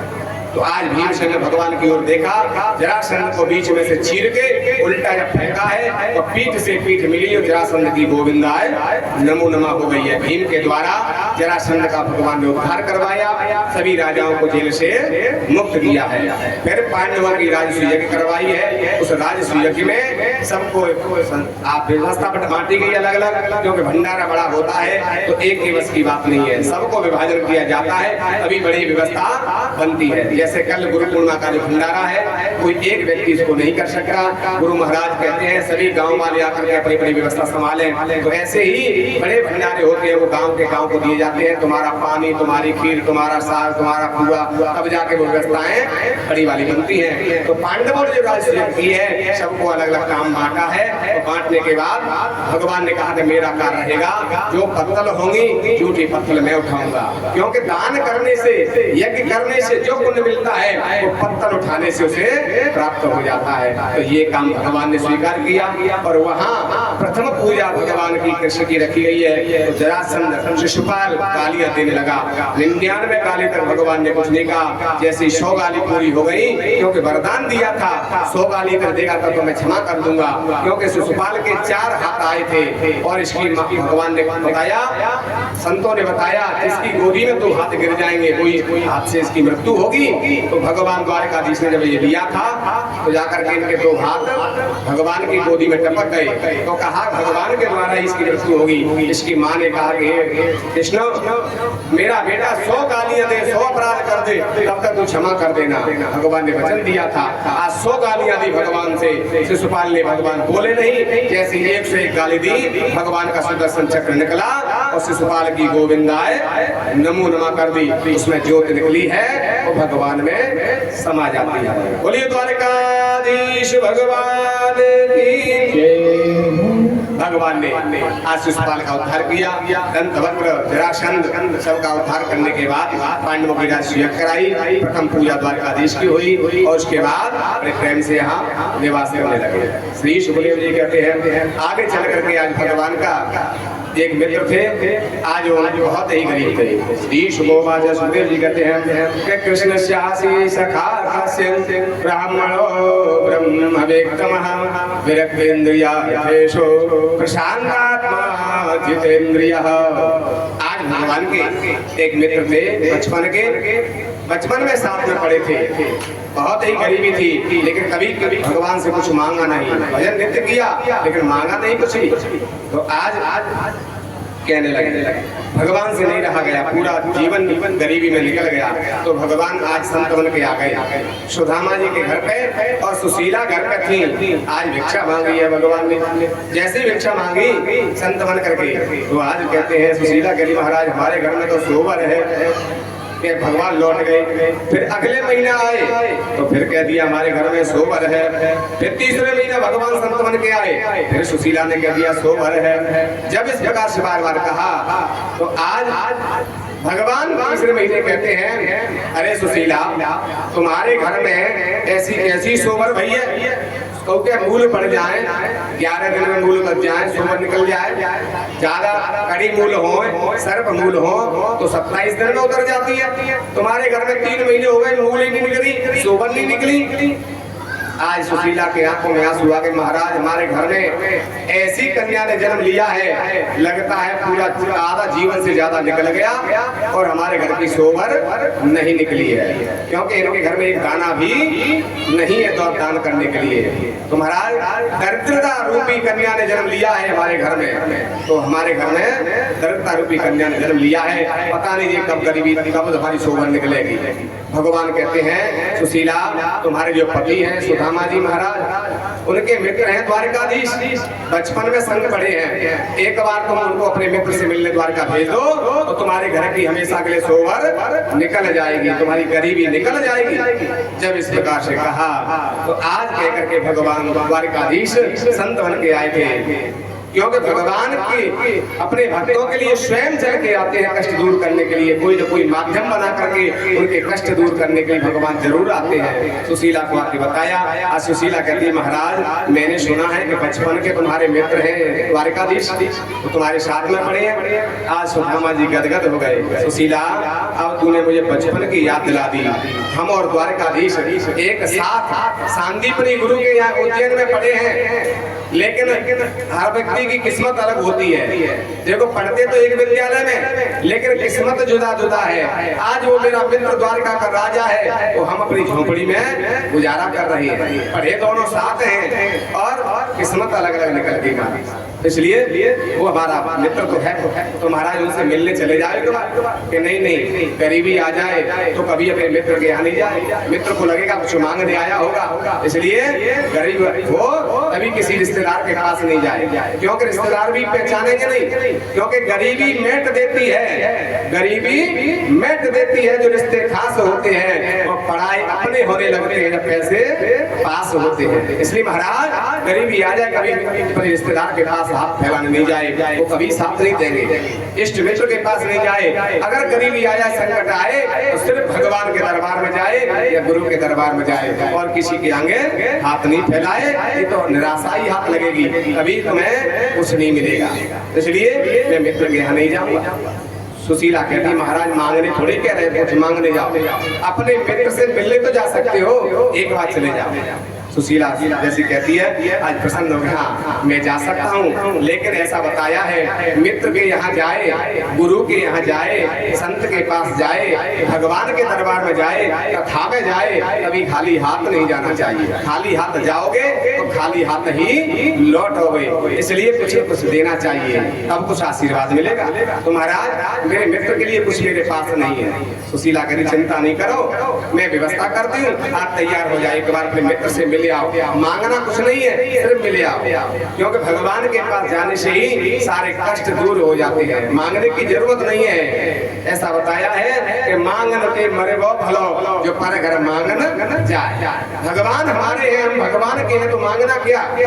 जब बेटा अपना होता है कभी अपने पिता से कहता है मेरी फीस भर दो, तुम्हें भरनी पड़ेगी, नहीं कहनी पड़ती, क्यों पिता को खुद पता है कि बेटा को एडमिशन दिलाया तो फीस तो भरनी ही है, ये तो हमारी जिम्मेदारी है, उनको कर्तव्य है, इसलिए कहना नहीं पड़ता, किताबें दिलानी नहीं पड़ती, याद नहीं दिलानी पड़ती, उनको तो खुद ही कर्तव्य है पिता का होता है। तो वो तो हमारे जगत पिता है, जगत पिता को सब पता होता है कि हमें क्या करना है, इसलिए उनकी भक्ति करना चाहिए, सेवा करनी चाहिए, दर्शन भगवान के करना चाहिए। भगवान के दर्शन करना सबसे बड़ा लाभ है जीवन का। भगवान के सुदामा जी कह रहे हैं अयम ही परमो लाभ उत्तम श्लोक दर्शन।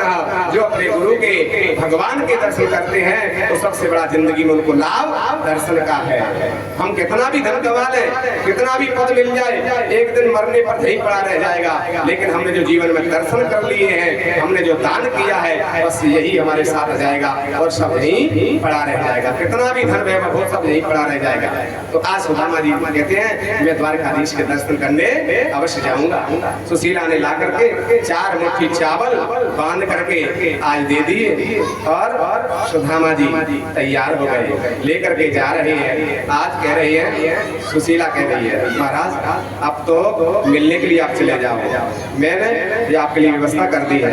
4 मुट्ठी चावल ला करके बांध करके आप दे दिए और सुदामा जी आज जा रहे हैं। सुदामा जी से क्या कह रही है? सुशीला कह रही है मेरी मानो मेरी महाराज मेरी करिए कर दो, एक बार द्वारकाधीश से मिलने चले जाओ। तो आप द्वारकाधीश के पास जा रहे हैं, क्या कह मेरी कही मानो द्वारिका को जाओ, मेरी कही मानो द्वारिका को जाओ पिया। अब तक विधाता ने कुछ भी न हमने दिया, तेरी कही मानो द्वारिका को जाओ पिया।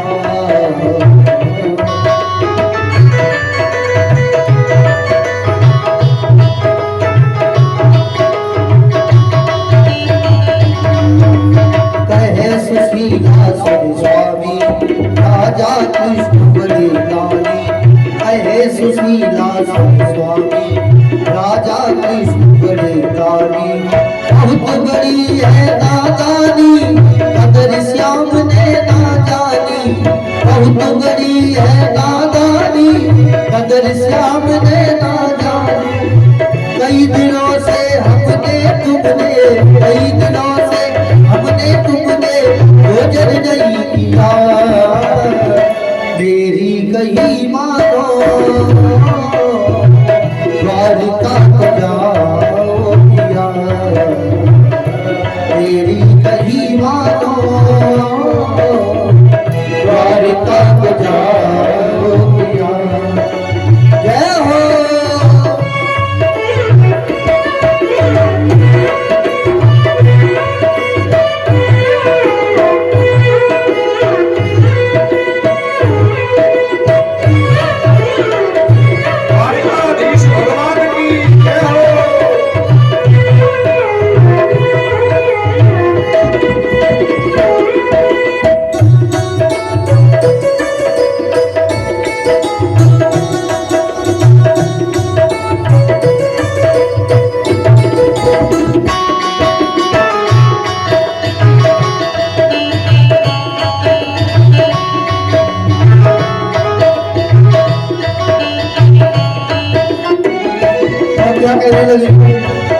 अरे घर में बर्तन नहीं, टूटी मड़ैया देख नहीं। घर में बर्तन नहीं, टूटी मड़ैया देख नहीं। अगर शाम तक जाओगे खाली हाथ ना आओगे, अगर शाम तक जाओगे खाली हाथ ना आओगे। क्योंकि अरे घर में बर्तन एक नहीं, टूटी मड़ैया देख नहीं। घर में बर्तन एक नहीं, टूटी मड़ैया देख नहीं। अगर शाम तक जाओगे खाली हाथ ना आओगे, अगर शाम तक जाओगे खाली हाथ ना आओगे। बड़ा ही दयालु है, बड़ा ही दयालु है माते बिहारी पिया।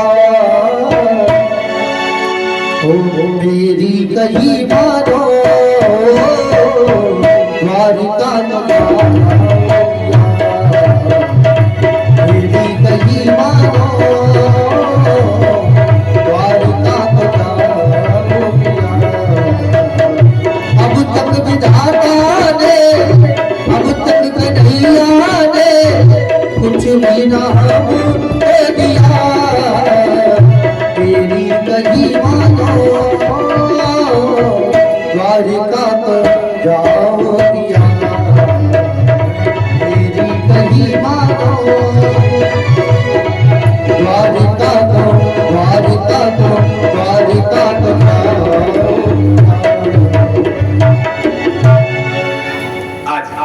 सुशीला कहती महाराज एक बार द्वारका चले जाओ, एक बार श्याम से मिले आओगे द्वारकाधीश से, तो हमारे घर का सब संकट दूर हो जाएगा। मांगना कुछ नहीं है, बस मिलने जाना है, वो दयालु है। आज जैसे ही कहा 4 मुट्ठी चावल फटे हुए कपड़े में बांध करके सुदामा जी को दे दिए। सुदामा जी अपनी आंख में दबा करके चलने लगे।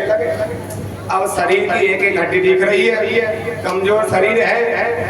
अब जैसे जा रहे हैं सुदामा जी ध्यान कर रहे हैं, प्रभु द्वारकाधीश पता नहीं शरीर से चल पाएंगे कि नहीं। पहले साधन तो चलते नहीं थे जिसमें बैठ के पहुंच जाओ, आजकल तो उड़ने वाहन चल गए। हाल हैदराबाद, हाल ग्वालियर, अम्बा, हाल आ जाए 2 घंटे लगते महाराज। अब तो ऐसे वाहन चल गए उड़ने।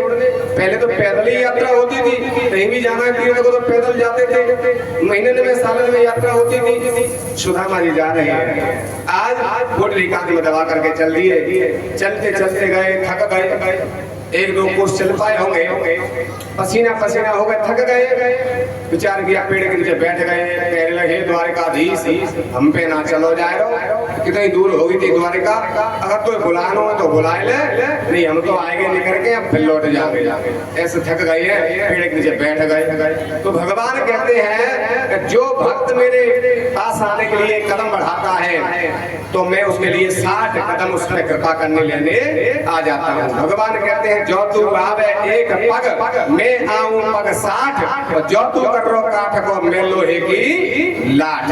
भगवान कहते हैं अगर तू मेरी तरफ एक कदम बढ़ाएगा तो मैं 60 कदम तेरे ऊपर लेने के लिए तेरी सहायता करने आ जाऊंगा, और जो तू मेरी तरफ नहीं देखेगा कर्रा काठ जैसा हो जाएगा तो मैं तेरे लिए लोहे का हो जाऊंगा, अभी तेरी तरफ देखूंगा नहीं। सुदामा जी जब तक नहीं गए तब तक भगवान ने कृपा नहीं की। जब चल दिए तो आज जाकर एक पेड़ के नीचे बैठ गए। तो भगवान ने सोते हुए सुदामा जी को अपनी योग माया के द्वारा खींच लिया और समुद्र के किनारे द्वारका में पहुंचा दिया, गुजरात में पहुंचा दिया। सोते सोते खींच लिया और नींद निद्रा थकावट दूर कर दी भगवान ने। जैसे नींद खुली तो देखा तो बगल में समुद्र गहरा रहा था, आवाज आ रही थी। सुदामा जी कह भैया हम तो बड़े चले हुए भाई, हम सोच रहे द्वारका कब पहुंचेंगे, बहुत गुजरात में कैसे पहुंचेंगे, पोरबंदर में थे, पोरबंदर से जा रहे थे, कैसे पहुंचेंगे, बड़ी दूर है द्वारका समुद्र के किनारे। हम तो बड़े चले भैया पर थक गए थे, देख कोई नहीं जालन को पेड़ के नीचे बैठ गए, नहीं तो स्वत नहीं है तो हम पहुंच जाते हैं। हम तो आई गए। अब जाकर के नाव से पैर को जान करना समुद्र के बीच में बताई गई है, और पैर को जान करना कैसे लेकर, तब तक भगवान नाव लेके आ गए। क्योंकि भगवान कहते हैं जो तू एक कदम आएगा मैं 60 कदम तेरी सहायता करने आ जाऊंगा। भगवान स्वयं केवट वर के नाव लेके आ गए और कह रहे हैं पतोना आज कौन को मुंह देखो है, आज सवेरे से एक अधेलो ना आयो, पोहनी ना है भाई, पतोना कौन को मुंह देख के आज सवेरो भयो है तो पोहनी ना भाई। सुदामा जी देखो भैया जा केवट की तो पोहनी ना भाई, तो हम पे देवे के ताई अधेलो ना है। तो सारी सुदामा जी मुंह फेंक खड़े है गए, बातों को ढूंढ ही ना रहे, जाकी बोनी काम खराब करे, हमारा तो वैसे ही समय खराब चल रहा है। सुदामा जी मुंह फेर के खड़े है गए। आज कहने लगे केवट भैया अरे पार में ब्राह्मण देवता कौन खड़े हुए हो, आ जाओ पार जाओगे का। सुदामा जी नहीं ढूंढे बोनी ना भाई, हम पे देवे को धेलो ना है, कैसे जाए जाके नाम में, क्योंकि ऐसा बताया है कि नाई के बाल की कटाई और नाव की उतराई और बोली वृंदावन में हरिलाल की, सदगुरुदेव भगवान की जय हो। महाराज नाव की उतराई, पंचांग की दिखाई, पत्रा की दिखाई, बाल की कटाई ये देना चाहिए, पाप लगता है, दोष लग जाता है। तो महाराज है ही ना तो क्या करें। सुदामा जी मुंह फेर के खड़े हुए, तब तक आकर के दोबारा आवाज लगे भैया तुम ते कह रहे हैं सुनना रहेगा, ब्राह्मण देवता तुम ते ही कह रहे हैं, देखो। तब सुदामा जी के महाराज कहीं बोनी भैया वो हम पे देवे के ताई कछु हतुना ने कासो हम ना बैठ रहे ना, कोई बात ना है, कम से कम दिन खराब नहीं होगा, तुम बैठ जाओगे तो एक दो उतारते, आज कोई आओ ही ना घाट पे पार कर दे। भगवान का काम है भव सागर से पार करना, कोई भक्त आता है उसे भगवान पार लगाते रहते हैं। तो कह रहे हैं आज तो वो नंबर ही ना आ पायो, सवेरे से बैठे हूँ तुम ही आ जाओ, तुम ही पार कर दो। नाना हमने देवे के ताई ना केवल कोई बात ना है, कछु छूलो तो वैसे उतार देता था, अपना हो तो भी अब है ना तो कहते थे, अगर जिस पे है नहीं देता तो पाप लगता है, जब है ना है तो कोई दोष ना लगे। आ जाओ बैठ जाओ। सुदामा जी बैठ गए, कहने लगे भैया तेरे नाम का है केवट, क्योंकि बिना पैसा के अगर बस में बैठे होए, बस भरी होए, पैसा नहीं हो तो आप देखो अब फ्री में चल रहे हैं, डीजल कितना महंगा है, पैसा दे तो बैठा नहीं उतर, और तेरी तो नाम में कोई ना है, अकेले हम जा रहे हैं, देवी ना है, फिर भी पार कर रहे हो। तेरे जैसे संसार में जब होएंगे तो वो संसार स्वर्ग बन जावे, वो तो वैकुंठ बन जावे भैया। आज जाकर के बैठ गए नाव में और कह रहे तेरा नाम कहा भैया? केवट। कन्हैया बन के आए थे केवट, मेरा नाम सामरिया है। आज कहने लगे सुदामा जी समरिया ले चल पल्ली पार, जहाँ विराज कृष्ण कन्हैया, और बचपन को मेरा मेरा मित्र रहता है, वहाँ ले चल भैया केवट नाम। क्या कहना समरिया? वो जहाँ विराजे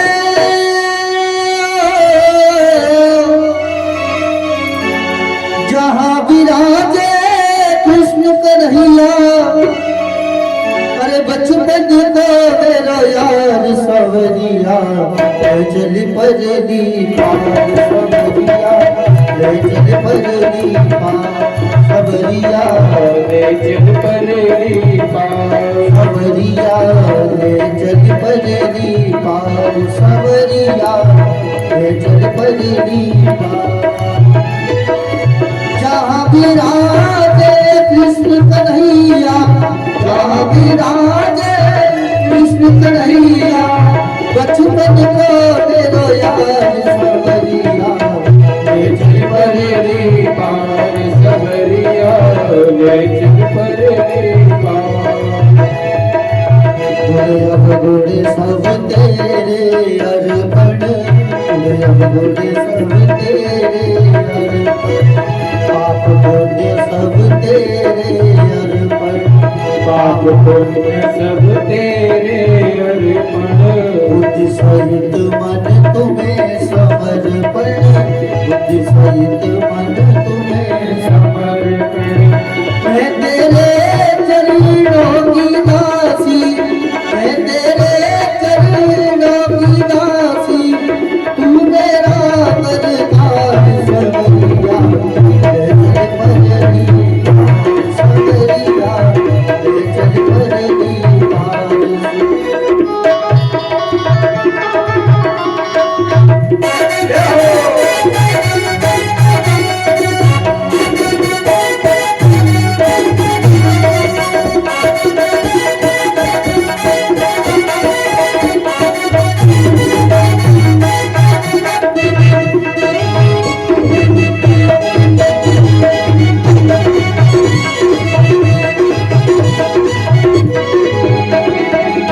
तेरी आस लगावे ठाहूं, तेरी आस लगावे ठाहूं, लज्जाशील गवावे ठाहूं, लज्जाशील गवावे ठाहूं। अपना आप लुटावे ठाहूं, अपना आप लुटावे ठाहूं। मेरे प्रिय प्रभु मेरे माझी, मेरे प्रिय मेरे माझी, ना छोड़ो मझधार सवरिया, चल पजली पार सवरिया, चल पजली पार।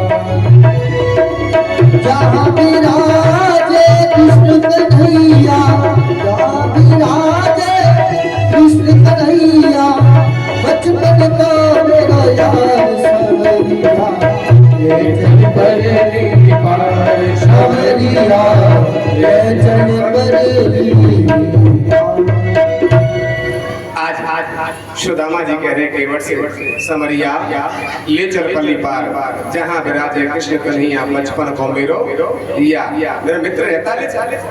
सुदामा जी को लेकर के जैसे केवट बीच धार में पहुंच गया, बीच धार में जाके कहने लगे कि भैया ब्राह्मण देवता तुमने कही हमका देवी के ताई कछुना न तुगी, लेकिन हमारी बोली खराब है, कछु तो दे दो, कछु दे दो। तुमका किराया ना मांग रहे, उतराई ना मांग रहे, तुम कछु दे दो, तेरी हम ले लेंगे। क्या बोले कि हमका कछु ना है, तुम तो पहले ही कह दी पार करना तो कर दो, हम पे ना दे दो। कि भैया ऐसा ना दिन खराब मत करो माई, बोहनी मत बिगाड़ो, उनकी बोहनी नहीं बिगाड़नी चाहिए। तुम तो जान तो पढ़े लिखे हो, विद्वान हो, तुम ही ऐसा काम करोगे तो अनपढ़ क्या करेंगे?